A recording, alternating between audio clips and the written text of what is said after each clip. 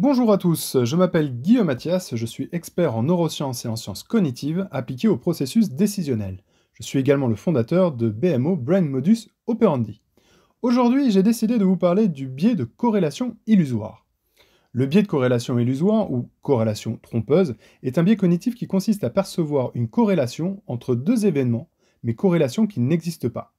Si j'ai décidé de vous parler aujourd'hui du biais de corrélation illusoire, c'est parce que depuis quelque temps, je reçois régulièrement des messages sur LinkedIn me parlant d'une illusion d'optique sur laquelle on me demande comment est-ce que des flèches peuvent venir influencer la perception de notre cerveau.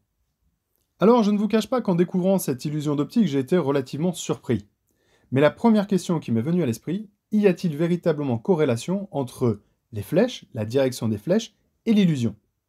Si tel est le cas, normalement en masquant les flèches, si corrélation il y a, alors l'illusion d'optique devrait disparaître. Comme vous pouvez le constater, ce n'est pas le cas. On masque les flèches et pourtant on voit bien effectivement une déformation, une illusion d'optique quant à ces cylindres qui sont en rotation.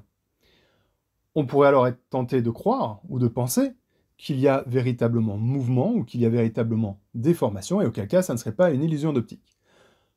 En prenant et en observant bien, en prenant un angle par exemple, on s'aperçoit que non, il s'agit bel et bien d'une illusion d'optique, mais alors d'où provient-elle? Prenons quelques instants pour faire un arrêt sur image. Comme vous pouvez le constater, il y a par endroits un léger liseré jaune sur fond bleu et un léger liseré bleu sur fond jaune. Or, tout le secret réside justement dans ce liseré. Ce liseré va avoir pour fonction de créer une légère empreinte sur notre rétine qu'on va appeler la persistance rétinienne. Et en jouant avec cette persistance rétinienne, on va créer l'illusion de mouvement et en fonction de l'orientation des liserés, eh bien donner l'illusion que ça se dirige vers la gauche, vers la droite, vers le haut, en bas, de grossir ou de rétrécir. Alors je vous l'accorde, l'illusion était trompeuse et on pouvait effectivement facilement créer une corrélation entre la direction des flèches et l'illusion d'optique. Et je peux vous garantir que dans la vie de tous les jours, des biais de corrélation illusoires, il en existe une multitude. Si vous souhaitez en savoir plus sur les processus neuronaux à travers les neurosciences et les sciences cognitives, alors je vous invite à me suivre directement sur ma page LinkedIn, sur laquelle je publie régulièrement des posts.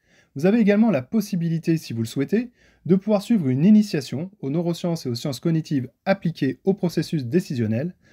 Pour participer, rien de plus simple, vous avez la possibilité soit directement depuis LinkedIn lorsque je l'annonce à travers un post, ou alors directement sur mon site internet www.bmo-academy.com et en scrollant un petit peu, vous allez effectivement trouver le lien d'inscription. J'espère que cette vidéo vous aura plu et j'espère vous retrouver très prochainement. Merci beaucoup!